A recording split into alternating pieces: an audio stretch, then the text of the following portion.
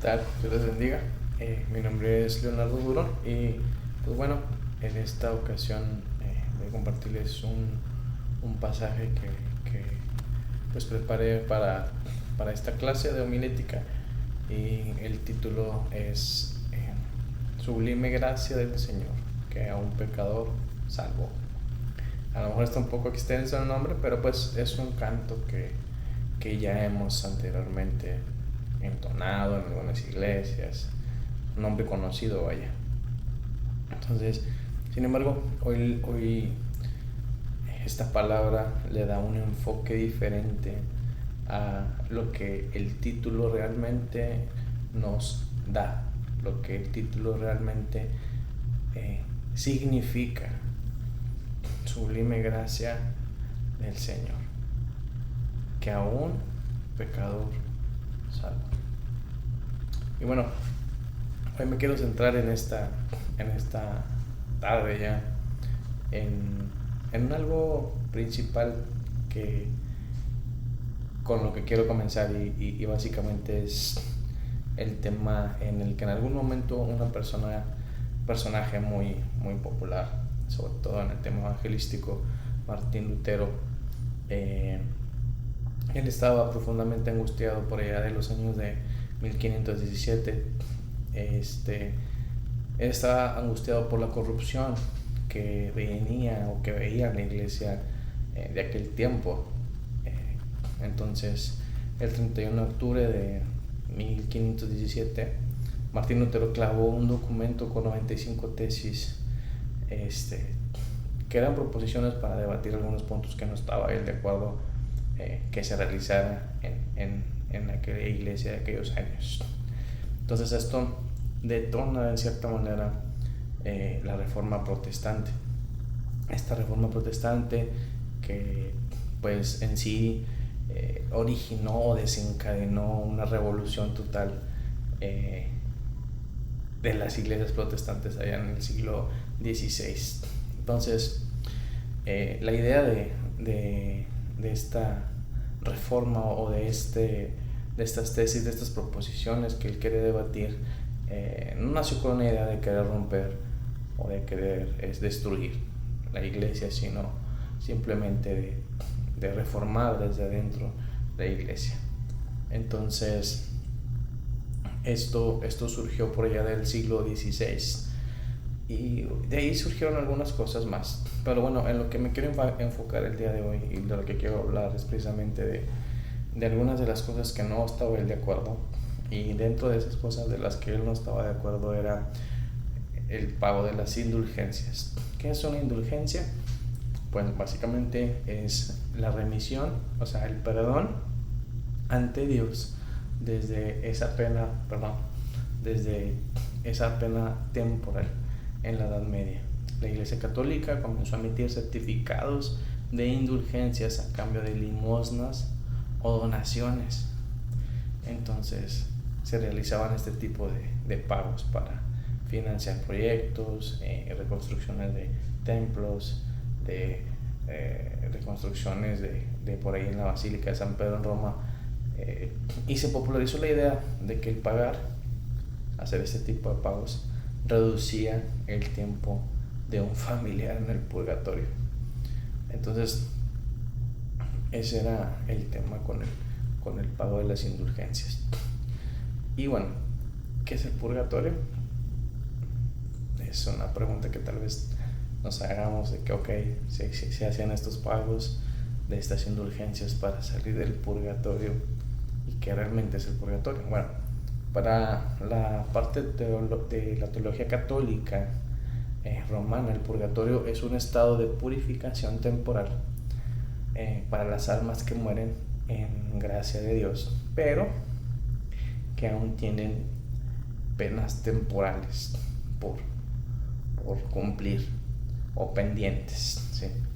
Y entonces estas penas temporales o esta situación que tiene el ser humano de cierta manera dentro de un rango, dentro de un límite que no está completamente purificado, bueno, pues ellos creían que haciendo estas indulgencias, pagando este dinero cada cierto tiempo, se podía uno ir purificando según las misas, según el pago que se hiciera, para que nuestros familiares, o bueno, en ese entonces los familiares de aquellas personas en ese tiempo, salieran del purgatorio. Digo, nosotros no creemos en eso y vamos a ir más adelante y entender el por qué no creemos en eso. Entonces, entendiendo esto, les invito a mis amados hermanos que vayamos juntos hacia un pasaje que precisamente destruye totalmente este pensamiento, esta manera de pensar o de tratar de entender cómo es que realmente ese tipo de acciones no funcionan o no son representativas al momento de ser limpios internamente, de ser perdonados por el Señor. Y les invito a que vayan conmigo al capítulo 2 de Efesios, la carta a los Efesios, capítulo 2, versículos 8 y 9. Y lo voy a leer. Dice la palabra de Dios, en nombre del Padre, el Hijo y el Espíritu Santo. Dice: porque por gracia sois salvos por medio de la fe, y esto no de vosotros, pues es don de Dios. El versículo 9 dice: no por obras, para que nadie se gloríe. Voy a leer una vez más. Porque por gracia sois salvos por medio de la fe, y esto no de vosotros, pues es don de Dios. No por obras, el versículo 9, para que nadie se gloríe. Durante muchísimos años hemos sido bombardeados en nuestra vida por el mundo, incluso desde que éramos unas personitas pequeñas o unos niños, en que es necesario que nosotros realicemos alguna acción para que exista una reacción. Obviamente de cada acción hay una reacción, ¿sí? Esta es la tercera ley de Newton, y es lo que dice básicamente la tercera ley de Newton: por cada acción hay una reacción. Entonces, cuando éramos niños, a veces nuestros padres nos condicionaban diciendo de que si traíamos buenas calificaciones, si hacíamos algo, ellos nos iban a premiar con algo que en aquel entonces, cuando éramos niños, pues nosotros anheláramos o quisiéramos, ¿no? Puede ser algún juguete, algún videojuego, dinero, cualquier cosa que en aquel momento nos motivara para realizar algo a cambio de algo. Entonces, esto originó en cada uno de nosotros, ha originado una cierta programación en nuestra mente de que realmente es necesario realizar alguna cosa para que aquel premio que yo quiero, o ese dinero que me gustaría ganar, o ese juguete que quiero, o ese objeto o cosa de gran valor pueda venir a mí o pueda yo obtenerlo, ¿sí? Y hemos crecido con ese pensamiento desde que éramos niños, desde que nuestros padres nos daban ese entendimiento de que si yo hacía algo bueno en mi casa, iba yo a obtener un premio. Entonces, entendemos de cierta manera de que por una acción que yo haga, va a haber una reacción positiva, sobre todo, de esa acción que yo hago. Y bueno, la palabra de Dios en la carta a los Efesios nos muestra algo que revoluciona y quiebra totalmente nuestra manera de percibir o entender esto precisamente: cuándo soy o no digno de tener ese premio de gran valor en mi vida. El apóstol Pablo nos dice: porque por gracia sois salvos. Y voy a partir este pasaje en diferentes puntos que vamos a ir llevando durante este pequeño tiempo. Y el primer punto es precisamente la gracia, porque por gracia sois salvos. Y para entender este punto, este apartado, vamos a definir o vamos a entender primero qué es la gracia. La gracia de Dios es uno de los conceptos más profundos y centrales de la teología cristiana. En términos sencillos, se define como el amor el favor y la misericordia que Dios otorga a nosotros, los seres humanos, ¿sí? De manera completamente gratuita, y de una forma sobre todo inmerecida, algo que no merecíamos. Entonces, volviendo al ejemplo de cuando éramos niños, siempre trabajábamos en la escuela, en casa, para merecer ese regalo, ese permiso para salir con los amigos, y entendíamos que era necesario, como decía anteriormente, realizar un acto específico para merecer esa otra cosa o ese algo. Nada era gratis, entendíamos. Entonces, y bueno, actualmente escuchamos mucho esta frase en el mundo, que nada es gratis.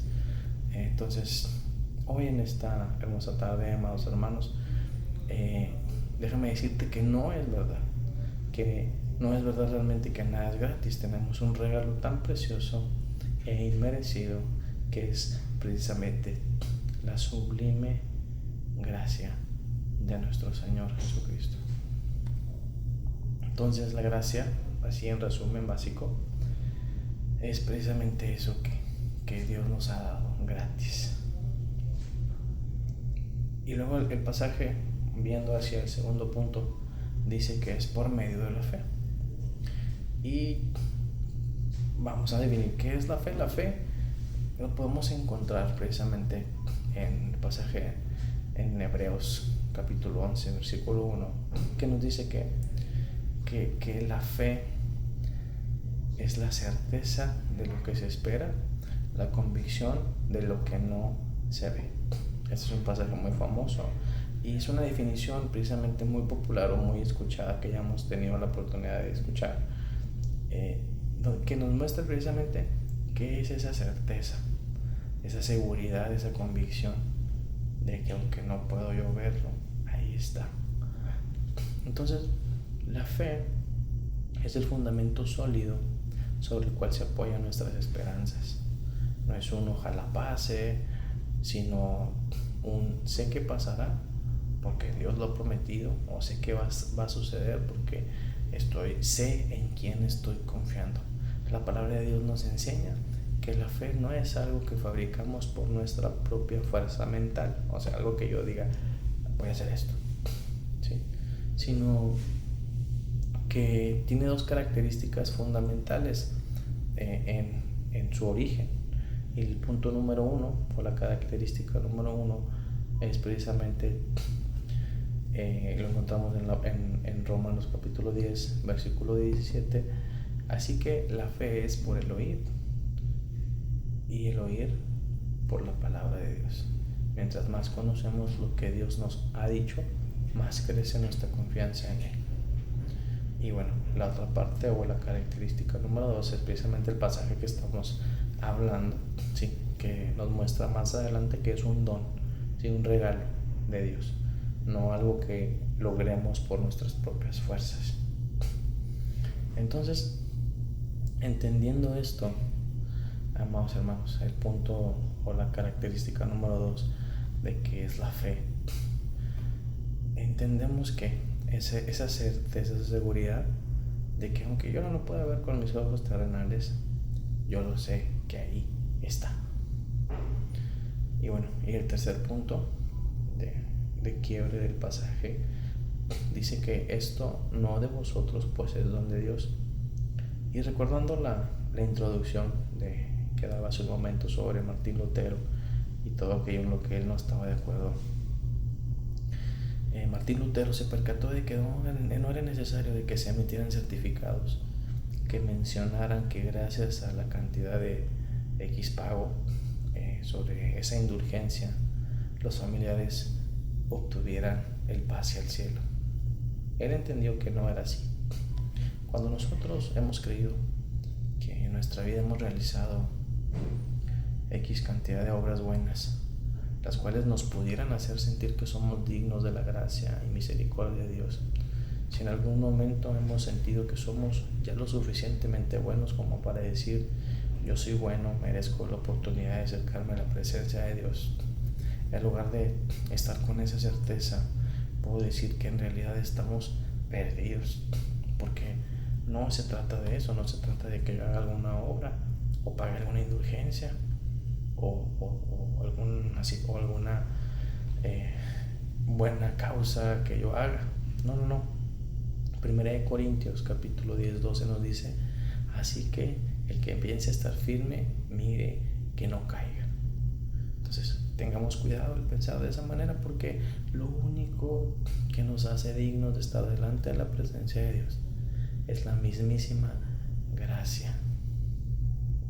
Esa gracia de Dios, que no es de nosotros, que ya lo dice el pasaje, no de lo que yo hice, no de lo que yo pagué, no de lo que yo haya o no hecho en mi vida. Es un regalo de Dios que no lo merecía. Sin embargo, en su infinito amor decidió dármelo. Entonces, ¿por qué decimos esto? Porque nos hemos llevado un mar de años creyendo que no somos dignos de acercarnos a la presencia de Dios, porque lo que pasó en mi vida anteriormente, creyendo que es mi pasado que va a darme o no la entrada a la presencia de Dios, creyendo que precisamente yo haya hecho algo que me dignifique para entrar a esa presencia. La única acción que nos da dicha certeza es saber que hoy somos salvos por la gracia, no por mis pagos.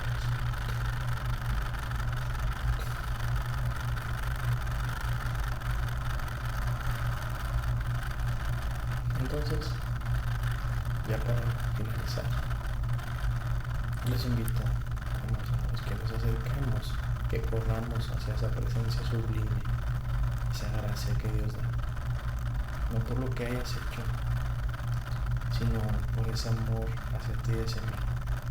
Te invito, amado hermano, y hoy hago el llamado para que creas como el malhechor que estaba en la cruz, no viendo ningún milagro con sus propios ojos, simplemente creyó y le dijo: acuérdate de mí cuando estés en tu reino.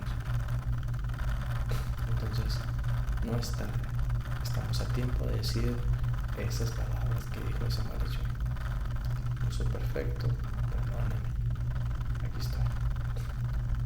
Te invito a que reflexionemos. Dios te bendiga.